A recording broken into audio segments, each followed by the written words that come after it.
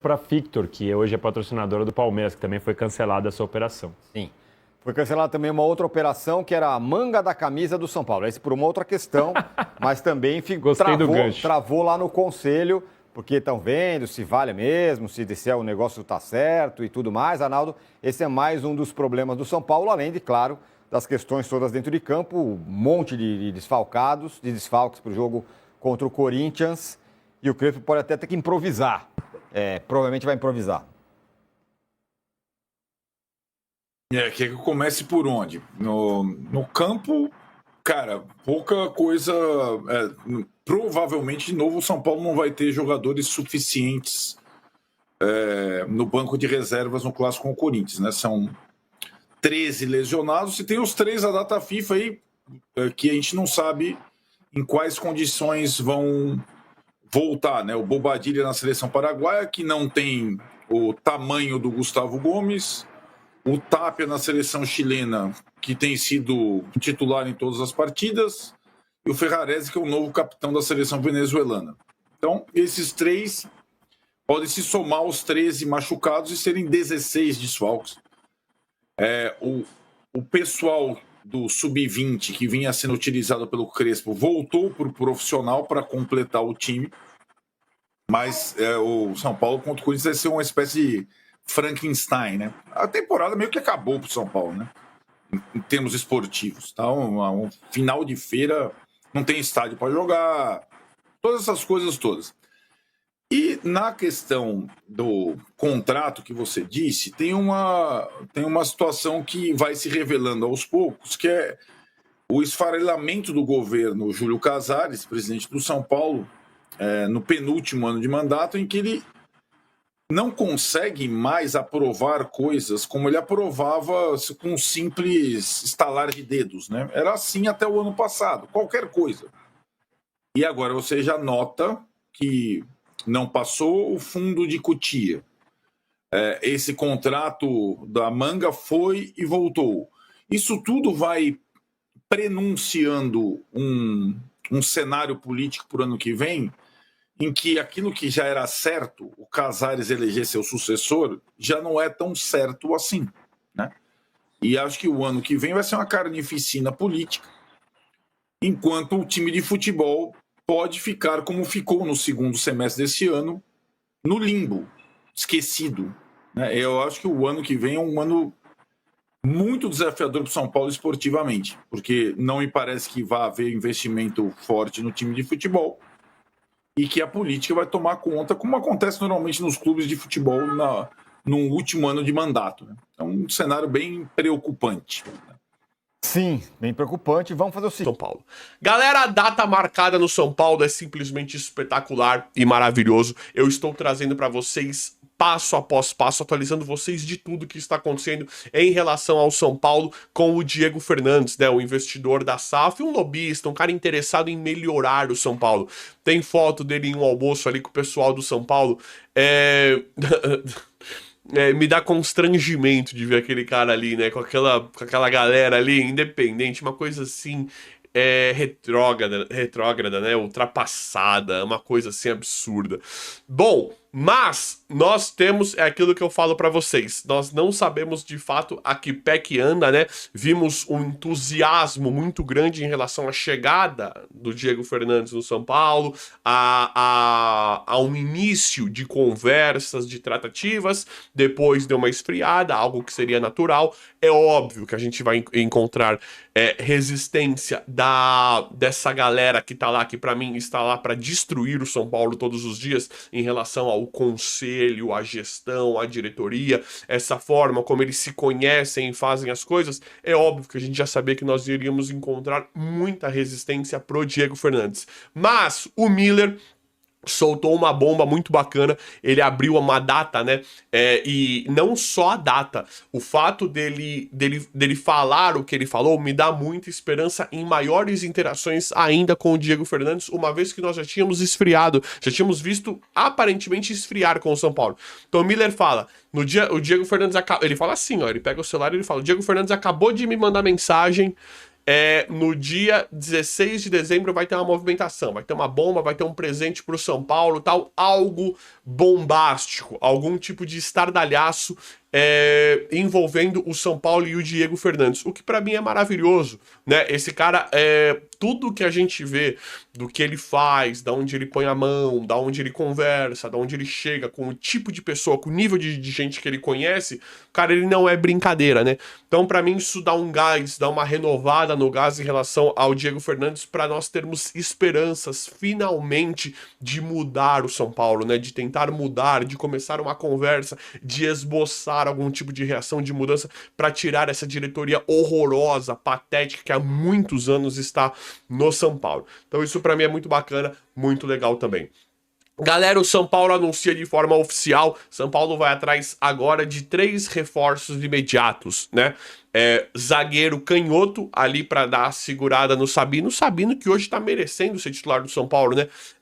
Uma surpresa muito, muito grata. Sempre gostei do Sabino, sempre achei que ele era um cara... Sempre gostei não, mas eu sempre achei ele ok pra elenco. Ah, tá bom, se for baratinho, deixa ele aí pra cobrir buraco, não sei o quê. Hoje não. Hoje o Sabino merece a titularidade dele junto com o Alan Franco e com o Arboleda. Merecido. Tem jogado demais. Sabino, uma grata surpresa em relação ao futebol que excedeu a expectativa, né? Então, muito bacana. Aí o Crespo já quer, né, o São Paulo, o Crespo ali, o Crespo abriu em coletiva que ele não fala muito, mas tem conversas o tempo inteiro em relação à situação financeira, aos reforços, aos novos planos, ao perfil de jogador que interessa ou não.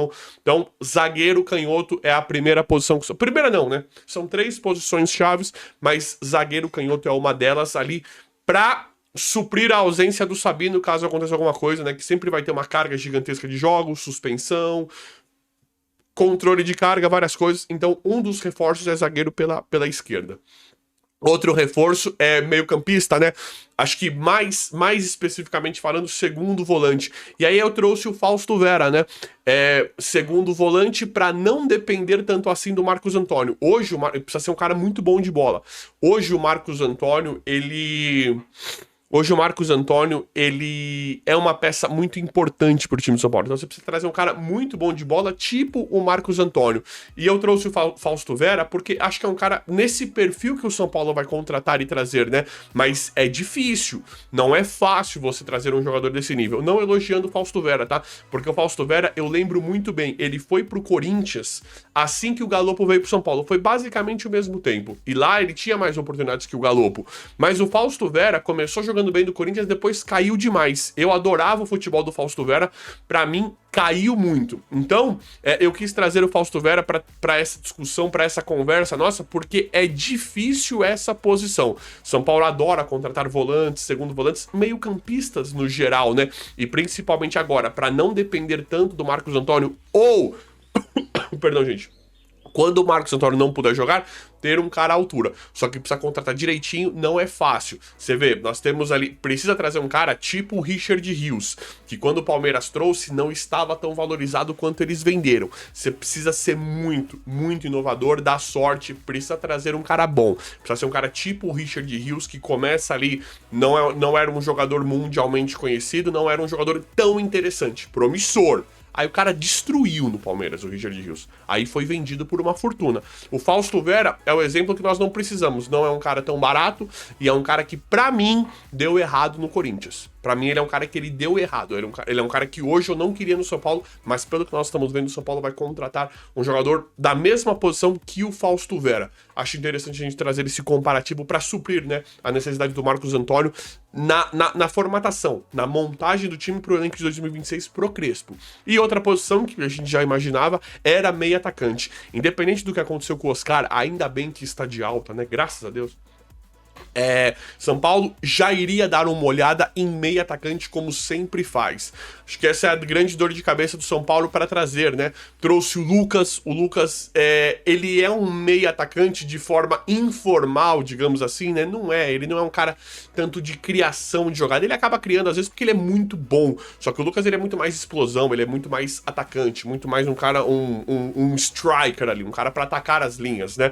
Mas ele acaba muitas vezes jogando ali de meio atacante. Mas mas nós trouxemos esse perfil recentemente, mais ou menos recentemente. Rames Rodrigues, não deu certo. Oscar agora, infelizmente, não deu certo por uma série de questões, e agora o São Paulo muito provavelmente vai trazer um meio atacante também que precisa de um cara muito bom de bola, tipo o Arrascaeta, né? Muito difícil conseguir aquilo ali, né? Mas que tem a mesma função, que seja um cara que chame a responsabilidade, que jogue demais. Eu sei que é muito difícil, mas o São Paulo vai tentar uma função, um jogador nesse perfil, né? Um meio atacante que chama a responsabilidade, habilidoso e tal. Mas vamos ver como é que vai ficar tudo. Neste momento, nós temos essas 3 posições que o São Paulo vai atrás. Zagueiro, segundo volante, né? Meio campista, mais um segundo volante que saiba jogar, e um meio atacante. Mas é isso aí. Pausa de 5 segundos para pedir a sua ajuda ao nosso canal com o seu like e se inscrever se ainda não for um inscrito.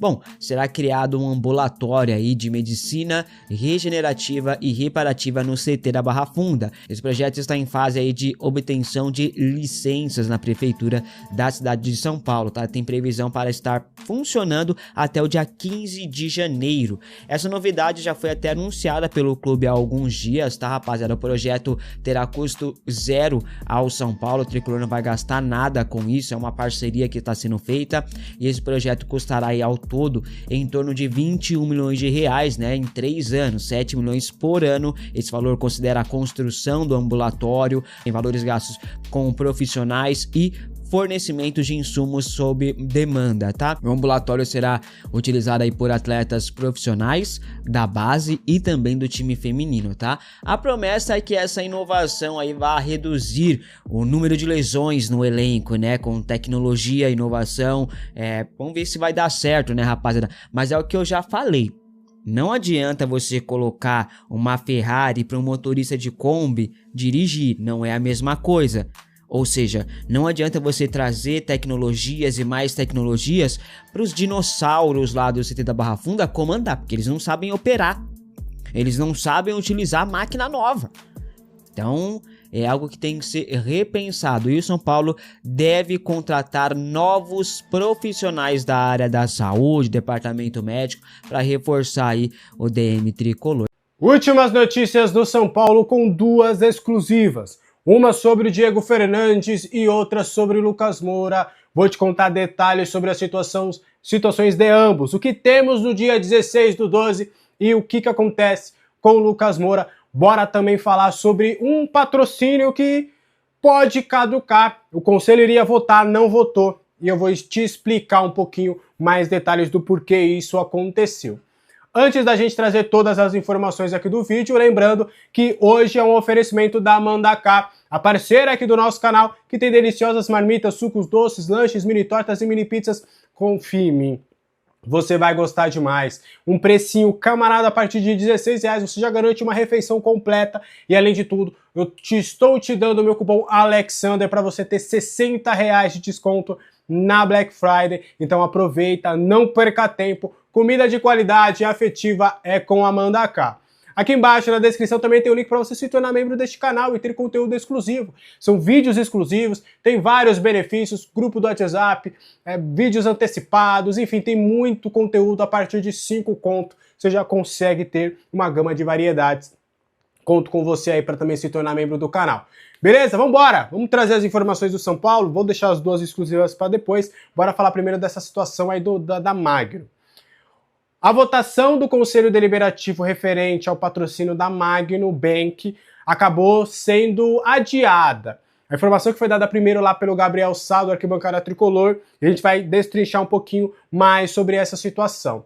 E é muito por conta do Graziano, ele que é o CEO da empresa, ele também trabalha lá no São Bernardo. As más línguas ali também dizem que ele tá louco ali para entrar na SAF do Guarani também, por exemplo. Enfim, é uma pessoa que tem no mercado já há um bom tempo, é uma pessoa respeitada no mercado, mas ele está sendo citado na investigação da VaideBet, aquele patrocinador do Corinthians no início do ano, na polêmica envolvendo ali o Augusto Melo. É um caso ali de lavagem de dinheiro, é um caso bem delicado de fato, e a polícia está fazendo essa investigação.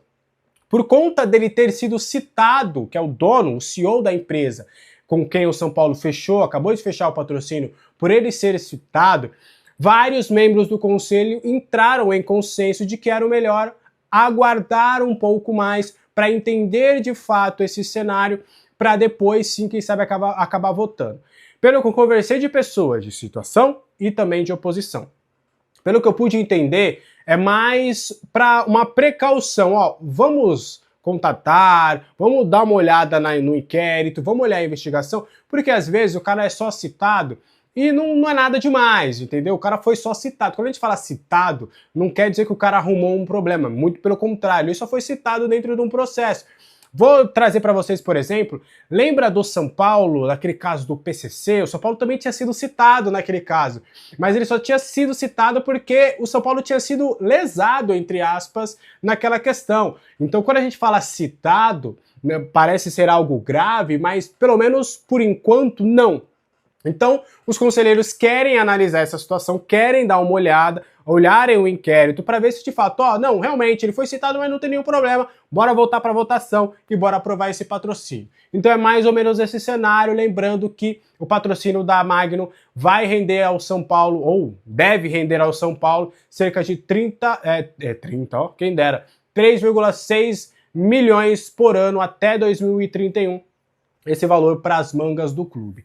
O que você acha disso tudo? Eu quero muito saber aí a sua opinião nos comentários, tá? Agora bora trazer as duas informações exclusivas. Lucas Moura está chateadíssimo mais uma vez com essas dores no joelho. A gente vai trazer mais detalhes até sobre essa situação. Conversei com duas pessoas muito próximas ao Lucas Moura para entender de fato como é que tá ele depois dessa situação, como é que tá o mental dele, a disposição, enfim. O Lucas, ele tá, assim, devastado com essa notícia. Óbvio que ele ainda quer tentar jogar este ano, mas é muito mais uma questão clínica do que provavelmente de vontade do atleta. Essas dores no joelho que ele teve acabaram dando uma, eu não diria traumatizada, mas um receio muito grande. Porque do que eu sei de informação, era noites que o Lucas passava em claro por conta dessas dores no joelho. Era algo muito grave que ele sentiu. E além de tudo, além de jogar futebol profissionalmente, que é algo que ele ainda ama fazer, de jogar pelo São Paulo, de ajudar o São Paulo nessa situação, inclusive, visando uma vaga para a Libertadores da América, o Lucas, ele tá precisando nesse momento, de ser bem sincero para vocês, do carinho do torcedor, pelo que eu pude conversar com essas pessoas, porque ele tá realmente muito chateado com tudo isso. Ele é religioso, né? Ele tem a sua religião, ele e a família têm, né, adotado uma reza ali, né, diária que eles sempre fazem, pedindo realmente para Deus, na religião deles, acabar dando, né, os passos corretos para que logo logo ele pare com essas dores, estão entregando nas mãos de Deus. E enquanto isso, também na maneira clínica, o São Paulo ali já marcou ali a consulta do Lucas, ele deve passar por uma consulta para entender de fato, uma inicial, o que ele está sentindo, quais são as dores na região. Até do que eu sei, essas dores serão na parte de trás do joelho do Lucas, seria na região posterior da coxa, do joelho. E aí vai entender mais ou menos esse cenário, deve passar talvez por uma artroscopia para entender de fato o que está rolando, o que está acontecendo, se é uma cartilagem, o que pode ser, e aí vai ser tomada as devidas providências em relação a essa situação do Lucas.